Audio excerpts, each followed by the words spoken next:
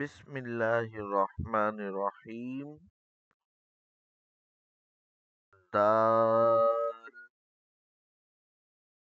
دال دال باریک اور زیادہ نرم. زبان کی نوک ہل پر ٹچ ہوگی، یعنی زبان کی نوک اوپر والے دانتوں کے پیچھے جو ابری ہوئی جگہ ہے وہاں پر ٹچ ہوگی، جہاں سے ہم تا پڑھتے ہیں، مگر یہ زیادہ نرم ہے تا کی بنسبت. دال زیادہ نرم ہے. یہ دیکھیں، زبان کی نوک اوپر ہل پر ٹچ ہوگی، یا جس کو آپ چھوٹی سی پہاڑی بھی کہہ سکتے ہیں، یا اس کو ہم دانتوں کا مسوڑا بھی کہہ سکتے ہیں. اگلا حرف ہے ذال. ذال زیادہ نرم اور باریک. زیادہ نرم اور باریک. زبان کی نوک اوپر والے دانت کے کنارے پہ نرمی سے ٹچ ہوگی،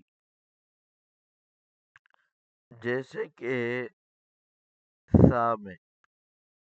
جیسے سا میں، مگر یہ زیادہ نرم ہوگی. سا کی بنسبت ذال میں زبان اوپر والے دانتوں کے کنارے سے زیادہ نرمی کے ساتھ ٹچ ہوگی.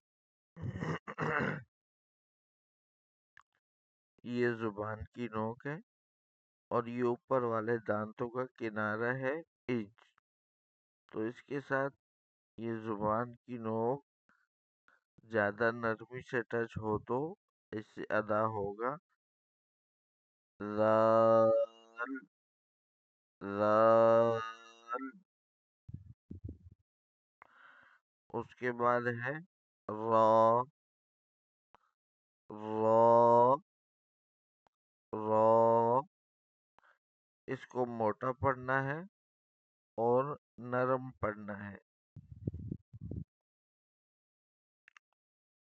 اس کے بعد ہے زا. زا. زا. یہ باریک اور سخت ہے. باریک اور سخت ہے. جیسے انگلش میں آتا ہے ایکس وائی اور لاسٹ میں زی یا زیڈ. اس کے اندر زی یا زیڈ کی ساؤنڈ ہوگی. جی یہ دیکھیں اس طریقے سے زا. زا.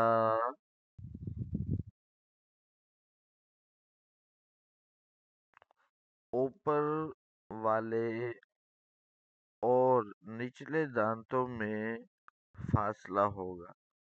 اوپر والے دانتوں میں اور نچلے والے دانتوں میں فاصلہ ہوگا. زا میں سیٹی کی آواز ہوگی. زا میں سیٹی کی آواز ہوگی. اس میں زی کی آواز ہوتی ہے. زی ایکس وائی زی. زبان کہیں ٹچ نہیں ہونی چاہیے. طاقت لگا کے پڑھے. زا. زا. زا. جی آج ہم نے یہ لیٹر پڑھے.